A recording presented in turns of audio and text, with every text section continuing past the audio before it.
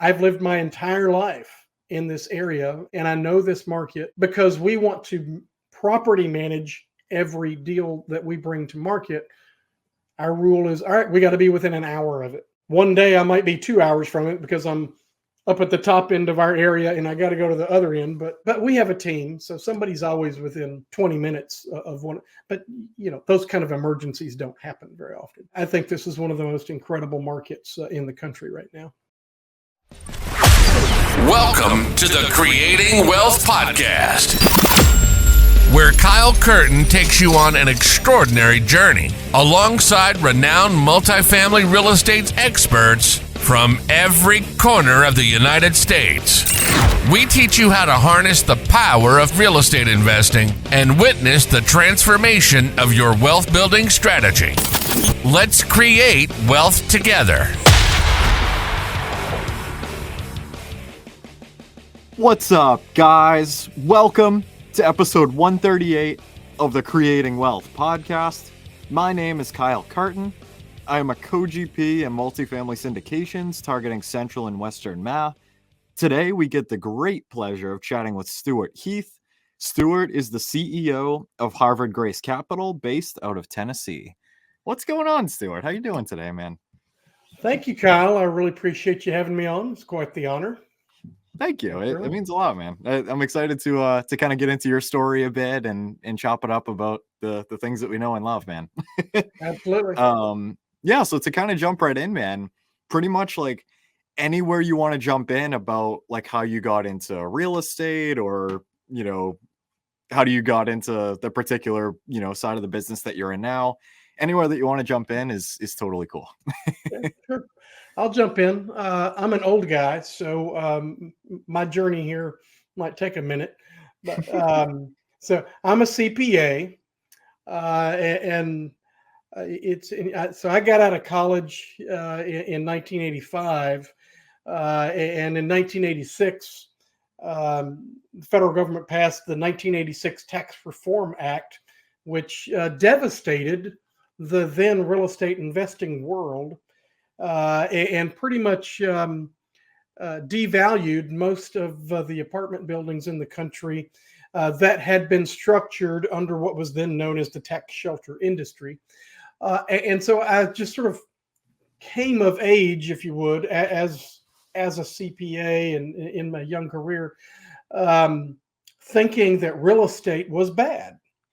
And I remember hearing bankers talking about how they didn't invest in real estate anymore, and I spent several years as a CPA helping clients unwind dozens of LP investments that they had invested in, these things that had gone bankrupt, and so how do we account for that, and blah blah blah. So that's when I was with Pricewaterhouse right out of college. And then a few years after that, started my own firm, picked up several clients, a lot of whom happened to be in the real estate business. So, so I'm watching and learning and they're doing fix and flips, and they're buying small apartment buildings. And sometimes they're just building homes, or, they're just making money in real estate. Both, sometimes they're brokers, whatnot. And I'm not paying a whole lot of attention. So along comes the year 2000, and I've got a pretty good practice going. I'm making pretty good money, but it's middle of March. I'm in the middle of tax season. It's about 2:00 in the morning, and I'm taking a break because I wasn't done for the day yet. And and I'm just sitting here on the sofa. So look, what am I doing? I'm making a lot of money, but I'm not building any wealth. And along comes this infomercial from a guy named Carlton Sheets, who was sort of the first infomercial guy of how to buy real estate with no money down. And he was the real thing. So here I am, CPA, thinking I'm above such things. And sure enough, I bought the course for $149, money back guarantee, and start going through it. And it's pretty good stuff. And within a few months, I had bought my first house. it just sort of dawned on me at that moment that maybe I should do what my clients are doing. Sort of as a CPA, one of my goals was I want to be one of those people that hires a CPA to do my taxes someday, and rather than me doing everybody else's. And so I bought a duplex as a rental property, and I kept sort of working the system. And then 6 months or so later, I bought a package of 14 duplexes. And next thing I knew, gee whiz, I got 30 units that I need to manage, and so forth and so on. I ended up building some houses and developing. Ended up buying a condo complex and redeveloped those, and so from 2001 to 2007, it was just getting bigger and bigger and bigger, and I was having fun. It was fun. The banks were calling me, wanting to loan me money, and then the world stopped. In early 2008, and I think it was Warren Buffett that said, "Now we're going to see who's been swimming without their trunks on," and so that was me. I had been following, what they call the equity ladder, the equity step ladder. So, the duplexes would rise in value. So I'd refinance those, take that cash, go buy something else, and did that 3 or 4 times. So like June the 30th of 2008, all based upon appraisals and no funny business. I had a net worth in excess of $15 million. Probably a gross value of a little bit over 25 million. Knock off all the debt. I'm like, I'm doing pretty good. There's one problem. I didn't have any cash on that balance sheet. And then really the world stopped around July the 30th when Countrywide Mortgage announced that, oh, by the way, we don't have any money to close all those loans that are scheduled to close tomorrow, on July 31st. And that's when, already in 2008, Bear Stearns had gone bankrupt. Lehman Brothers had gone bankrupt. Countrywide Mortgage, went kaput. The largest mortgage lender in the world at the time. And there was a presidential election going on. So I figure, from June 30th, $15 million net worth, I figure 30 days later when everything was, I figured I was probably underwater $5 million. So I spend the next year basically giving everything back to the banks. And I went all the way under.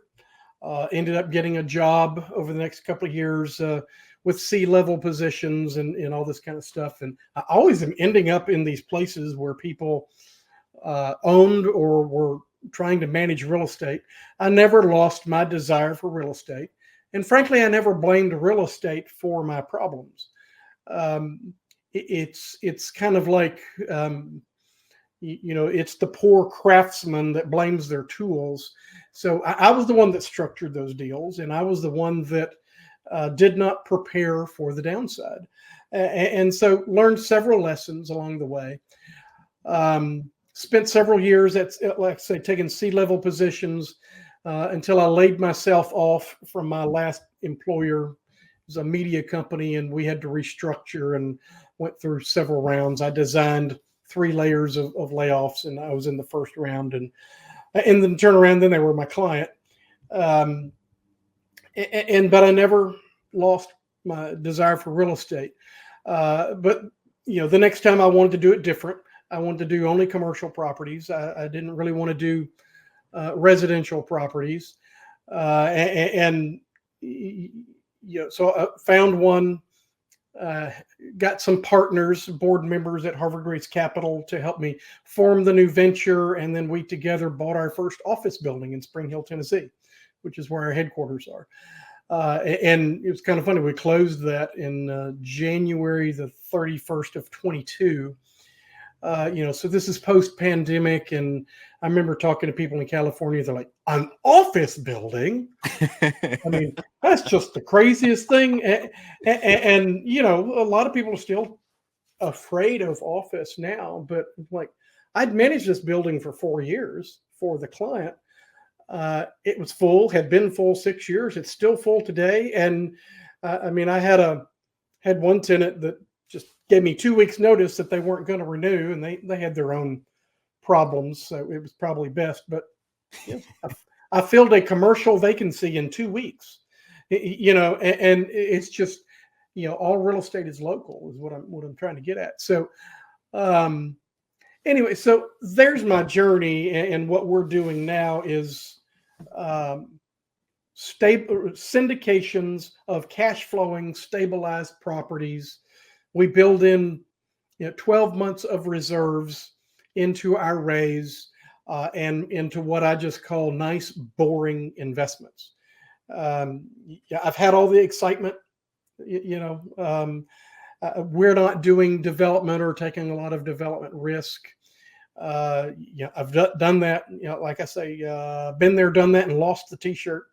But that's your standard Harvard Grace offering that's out there is a stabilized cash flowing deal. Doesn't mean we won't ever have problems, but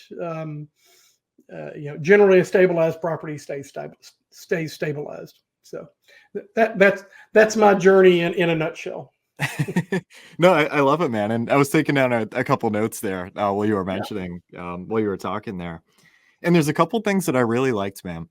And the first of which being something that I always find incredibly interesting is seeing that value of, folks that are working either directly in the real estate space or indirectly, like very well, like around the real estate space, like, CPAs working with real estate investor clients, that kind of thing. Mm-hmm. It always amazes me, like how many of those folks, like eventually, like it just clicks and they see like what their clients are doing. It's like, like there might be something here, Yeah. And I always think it's incredibly interesting, you know what I mean? And it's like, wow, like, because it's cool because you get to see from literally like number for number, like what, these guys and gals are doing and how, wealth is being built and all that fun stuff. And from kind of the front lines, so that's always awesome. Case in point, a lady who's a realtor, she was my very first client as a CPA, and she's still my client today. I call her my business mom because she's the same age as my mother. And this is a lady who became a real estate agent in order to provide income for her family because they were going through some stuff in the late 1980s. Becomes the best-selling agent at her firm year in and year out for 4 or 5 years in a row, and so no college degree, no nothing. She's just smart and hardworking, and has made so much money over the years doing fix and flips and small apartment buildings. It's just, real estate's not rocket science, and it's not a it's not a get rich quick scheme. It is a get rich slow scheme. And again, nothing earth shattering there. It's, you take care of the property and you rent it to good tenants. That's at the end of the day, all of us have to have some place to call home. Absolutely. Yeah, no, 100%, man, and I did really like, as well, when you mentioned that, when things unfortunately kind of, took a pivot, in 2008 and that type of thing, that you didn't blame the real estate. And I like that, like really hit me hard, man, because it's like, I guess, like taking ownership of, certain parts of it. And like, it's, it's easy to like when things go kaput, be like, oh, like the market sucks, like, oh, whatever, like real estate's garbage, whatever. But it's like, that's not actually the answer. You know what I mean? And it's definitely a tough pill to swallow. I could imagine, you know what I mean? But most businesses fail because of their capital structure anyway, not because their underlying business model is flawed. Either they didn't raise enough capital on the front end, or they they take on too much debt at one end. I did almost all of that empire building with like a whole $1,000 of my own money in it. I mean, I just, there was just not enough equity in my system. Yeah. And the banks were fine with it. But, at the end of the day, I'm the one holding the bag. And I want to say I knew better, but I was trying to get one of these deals to cash out before the fall. And the music stopped before that happened. So, yeah, no, I hear you, man. Wow. Yeah, it was definitely incredibly interesting, man, going from like that first 2-family to buying a portfolio. Like, what was kind of like going through your head, I guess, when you like found the deal, when it was like presented to you, like that kind of thing? Like, I guess what was kind of like in your head, like, going from 2 units to like potentially 40. Well, it ended up being 40, but back in those days, it was my plan to use property managers, but we can talk about those in a minute. But so I've never done anything small. And pretty much I had always been attracted to deals that I could figure out a way to finance. Yep. And going back to that Carlton Sheets course, one of his steps for finding properties was go through the classified ads. Of course, that's back when we actually had newspapers. And sure enough, I just found it. It was I was in Franklin, south of Nashville. This deal was up in North Nashville. Found it in the classified ad. And it's kind of funny because this was a portfolio being sold by a guy who travels around even today, teaching people how to buy real estate for no money down. Not Carlton Sheets, but I won't give his name. He typically does his on cruises, and it was funny because I'm the bean counter, I'm the detail guy, and I think he wanted $1.5 million for him. I think I ended up buying him for like $900,000. And we worked the deal for a long time, and he just wanted out of it, and he was apparently making all the money he needed. Selling his courses. But I just found it and I said, well, that's a great way to really get halfway to having my own infrastructure, being able to, hire, a real manager or figure out a way to do it myself. So, that was an interesting deal. They're still good properties. They're still good properties. So. Yeah, no, absolutely, man. And it's crazy being up in the Northeast, like 20 minutes outside of Boston, man. Like, I know it was, a few years ago at this point, when that deal first happened, but hearing like 900,000 for, 30 something units, man. I'm like up here, units go for like $150, 200 a unit plus, you know what I mean? So it's like, oh, that could be like a 6-family for us in, next town over, But that was long before Nashville had started its craze, its current growth spate. I imagine that portfolio of properties would probably be about $3 million right now. So that's awesome. But yeah, man. So take us kind of through, what you guys are focusing on now in terms of like, is it more, I know you mentioned, like smaller, maybe like more conservative, I guess you could say, types of offerings. Is it typically more like A, B class? Like, is it like, do you guys just stick to like office, or do you dabble in like multifamily, or I guess what's kind of like your bread and butter? Sure. Well, unlike a lot of sponsors, we focus regionally and not on an asset class. That pretty different. So I actually live in southern Middle Tennessee now, about 20 minutes north of Huntsville, Alabama. So our focus is about 1 hour radius of where we are right now. Huntsville, Alabama, if you've not read anything about it, it's on fire. We own 3 properties down there now and one up in Tennessee. Still, southern Middle Tennessee is our focus, but the Huntsville market, northern Alabama market, it just happens to be a lot more active right now.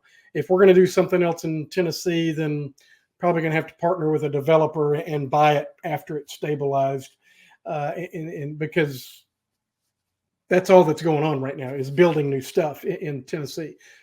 They're doing a lot of that in Alabama too. So we are asset class agnostic.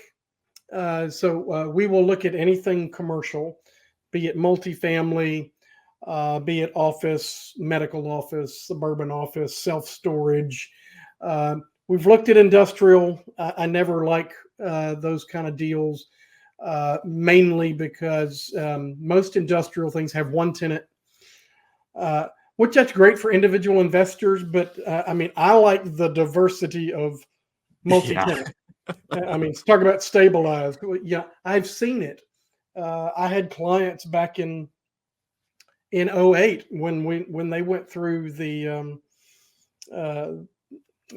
financial crisis, and Dollar General just declared, out of their 6,000 stores, okay, we're closing 1,000 of these.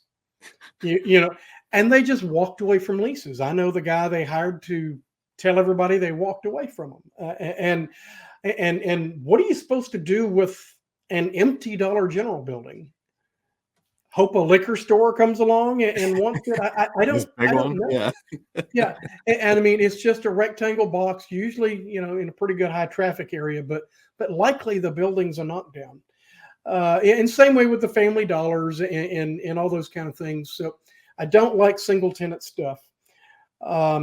We are looking at a multi-tenant industrial thing right now over in Decatur, Alabama, but long way from a potential deal. So we've never found a multi-family deal that we think is priced appropriately.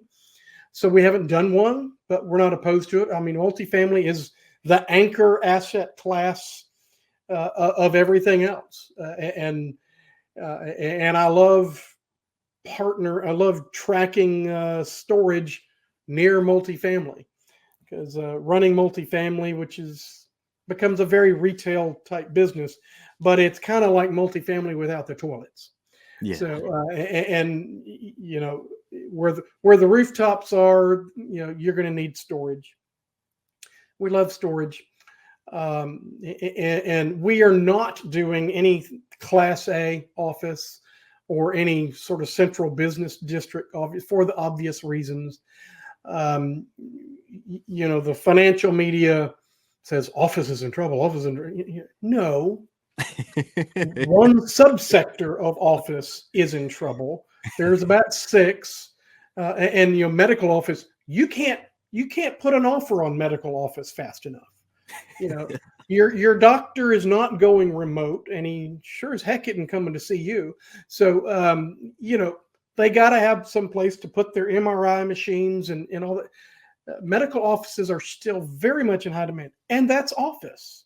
So we love that kind of stuff. And then there's a class that I call suburban office that some people call retail. And so, we've got 2 of those. And this is where your dentist might be. It's where your State Farm agent might be, a mortgage company, or it's that kind of stuff. It's neighborhood stuff. And I like to define that as these are tenants who meet their customers at that place. Yeah. The downtown offices, that's just where companies used to collect all their employees together. They didn't quote do business there. And now they can all go remote, and they're all struggling getting their employees to come back. But the consumer facing businesses, those are I guess that's a definition of retail. But for the most of it's office use. So we like those kind of assets. I think that's incredibly interesting, man. Especially to your point of all the headlines, just being super general, oh, office is in trouble, don't touch this, hoorah, but it's exactly, man, it's not like that. And I mean, to be honest with you, I'm not too familiar with office. I'm more pretty much just multi, but I think it's incredibly interesting how there's the different subsectors of, the office asset type, and how those individually, can be either positively or negatively impacted, depending on certain condition, and I think that's a really, really good point, especially when it comes to like the medical offices, like, we're not at that day and age yet where, the doctors are coming to you like all the time, or like holograms or whatever the hell, like, you know what I mean? Like, Right, yeah, right. you're still going to have to go into the office and get your checkup. You know what I mean? And I think that's huge. You know what I mean? And I think it's incredibly interesting. And I guess, what are some things of like, so say a potential LP comes to you, right, for one of your offerings, and maybe like they have a very, very general kind of understanding on office, like overall, but I guess, what are maybe like some questions that you get most often from people about like, oh, like, why do you like, medical, or maybe try to stay away from, this kind of type, or if that makes any sense. Totally. Yeah. First off, I would say that most LPs don't ask enough questions, period. Exactly. I would say maybe 10% of our investors, and I'm not trying to insult anybody. Now, most of my investors I have pretty long relationships with. Yeah. So it becomes a trust factor. But as we expand to more and more investors in our network, most of them are not asking us tough questions. We published a resource that's free on our website about questions you should be asking your syndicated deal sponsor, and you need to ask them about their track record. You need to ask them, what about reserves? Because there's a lot of sponsors out there that they want their go-to to be, one, they're going to stop distributions, and two, they'll just call for a capital call. Yeah. Well, I have all of those options, and we can certainly call for a capital call, but we're going to have burned through 12 months of reserves, and buddy, the world's going to have to come to an end before I do a capital call, or there's going to have to be an earthquake that swallowed the building, or whatever, and we'll all have bigger problems than that at the time. So, ask them, how are you positioned if things don't go according to projections? Again, what is your track record? Ask reasonable questions. They're not, you don't have to be the smartest guy in the room. They're all just common sense kind of questions. Is why this piece of real estate? And that's always a good question, because one of our axioms is all real estate is local, but all financing markets are global. Yeah. And that's why office in most southeastern cities is probably a pretty good deal, or a pretty good opportunity, if it's the right price based upon cash flow, net operating income, all that kind of stuff. Am I interested in office in Chicago? No. Nope. In any of these cities that are having population decreases, I'm not sure I would buy an apartment building in some of those cities. No way. And so that's why everything is truly local. And so you find out from your sponsor how well they really know the local market. That's one reason we focus geographically. I've lived my entire life in this area, and I know this market, and because we want to property manage every deal that we bring to market, our rule is, all right, we got to be within an hour of it. And one day I might be 2 hours from it because I'm up at the top end of our area and I got to go to the other end. But we have a team, so somebody's always within 20 minutes of one. But those kind of emergencies don't happen very often. But I think this is one of the most incredible markets in the country right now. Yeah, no, I love that, man. And I do really admire the, kind of like keeping it local, keeping it what, having like your like crazy boots on the ground, like area where you grew up, like keeping everything essentially like just so aligned that it's like, you literally know like that whole entire area, like the back of your hand, you know what I mean? And, especially, I assume, you're very familiar with like the other players in your market that are doing the same thing. And like, exactly, and I've always admired that variable of our industry, man. especially with the commercial stuff, of like, just keeping a really local feel, especially if, a lot of your investors are local, your PM's local, your vendors are local, like everybody, is more likely to look into something further if they actually like just understand it, rather than like, oh, here's a random deal in Oregon with a team that like, hopefully is okay. Like, you know what I mean? But definitely not to knock that, but yeah, no, I love it, man. And it's such a valuable thing, just investing in your backyard and doing what and it's you can't beat it, Yeah. I'm a bit of a control freak, so as long as we're driving the deal, we're going to keep it local. Now, that does not mean that I think passive people shouldn't be looking at others. Lots of our investors are nowhere near us, but again, that comes back to that relationship that we've developed and the trust factor to us. But they have a trust that we know this market. So. Exactly. I did want to ask, man, is do you guys have an in-house PM or? We do. Okay. Gotcha. And up until 6 or 8 months ago, it was me. But we've added 2 deals since then. And that was one of the first hires I wanted to make. We've got in-house accounting, of course, and added a property manager. She's fabulous. She's got about 15 years with some of the best commercial people. But why do I do that myself? It's not to make money. That's for sure. I've tried this several ways. You can manage the property, or you can manage your property manager. And I think property management is it's stratified in that if your property is, say, under $20 million in value, it's on the smaller end, you're pretty much forced to go with third-party property management. Nothing wrong with those guys. There's some very smart people, but the business model is broken. So, I got this property and I'm going to pay them 5%. So I got a storage facility it's worth $12 or $13 million. Yeah. And over the last 12 months, it's generated $800,000 in revenue. So I'm going to pay 4% of that number.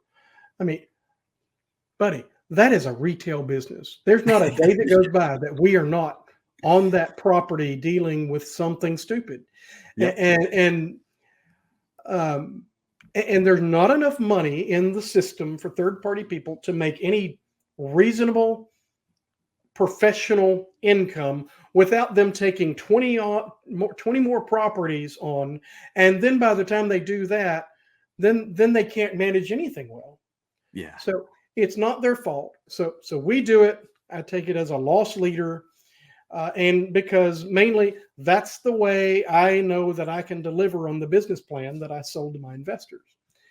And you know what? I probably hurt myself by not charging market property management fees. I'm always usually 80% below whatever market seems to be. But that's okay. I mean, we are investors too. We're investors first. We invest with the Class A investors, and then we're also the sponsor. And so, we're not out trying to get property management business from other people, but we manage everything that we bring to market. Yeah. No. If you get beyond that, then now you've got a situation where a firm can put a team of people on your property and they can afford, and it becomes a decent, but the smaller properties, the 20, 15 or $20 million and smaller. Doesn't make sense. Yeah. Yeah. Yep. I get you, man. No, it makes a lot of sense. I was curious, because I mean, especially, I only know of a couple sponsors up in my neck of the woods that have an internal PM, and it's often a very common conversation in the multifamily sector, and I was curious. I was like, oh, I wonder, especially being so like geographically centered, you know what I mean? Absolutely. Yeah, no, it makes a lot of sense. It does. Yeah, no, this was awesome, man. Seriously. So what's kind of next for the future? Just kind of keep chugging along, or are you guys kind of looking to like pivot in any way, jumping into the new year? What does your vision kind of look like? I don't have a big vision cast right now. We closed a deal last Friday that took us over 20 million in assets under management. And 2023 was a very difficult year to do deals. We worked on that deal for over 12 months. Damn. And difficult seller, difficult financing market. And it was, it was hard.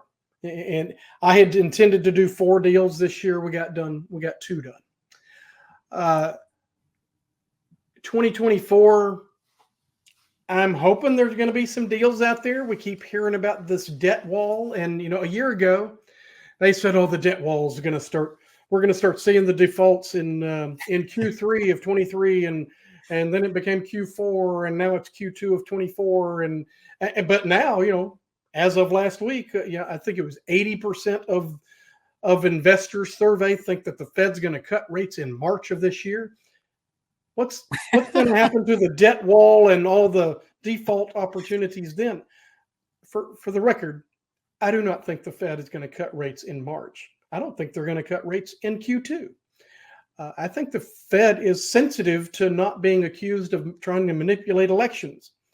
Chairman Powell said maybe 3 times in 24. I think that's October, November, December. Maybe. I hope so, because it might make some deals easier to do. But so our vision is we hope to find some opportunities to buy because people can't refinance or which ultimately is a sign of mismanagement. That's where our best deals come along.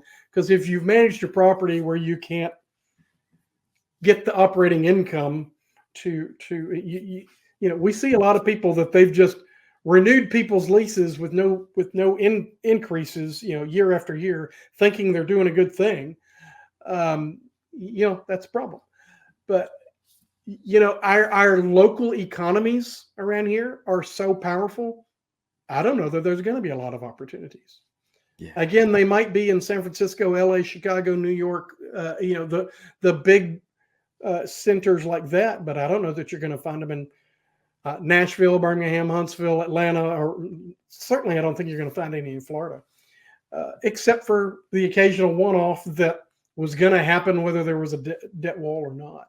So back to your question, we're just looking for opportunities, and we hope to get 3 to 4 deals done in 24. We're looking at some creative deals right now, but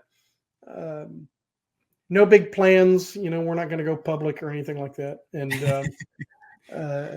so just more boring deals. That cash flow, and that you shouldn't. That hopefully we never have to communicate an emergency to the partners about. So, absolutely, man. Yeah, no, I totally hear you.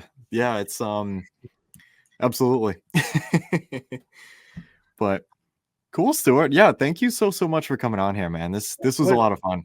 It's a pleasure. We're on like social media, and I know you mentioned you guys have a website as well, with an awesome ebook or e-product, something like that. Anything you want, I'll put in the description. Sure. Yeah. If anybody wants to get in touch with me, you can go to stewardheath.com. Or harvardgrace.com. It all points to the same place. To get some of our free stuff, we got more resources than the one I refer. Just go to resources, give us your email address, and you get to download it. You can also find contact information for me, find my Calendly link. I invite anybody and everyone who wants to have their own private conversation. Just use the link, book some time with me. I can talk about real estate forever. That makes 2 of us, man. It's a lot of fun. It is. It is. But cool. Alrighty, guys, definitely reach out to Stewart. And yeah. That's a wrap for today's episode. We want to thank you for being a valued listener of the Creating Wealth Podcast. Make sure to visit www.creatingwealth.com to connect with us. Dive into our ever-expanding library of informative blogs and explore a wide range of additional valuable resources. Stay tuned for our next episode as we continue to create wealth together.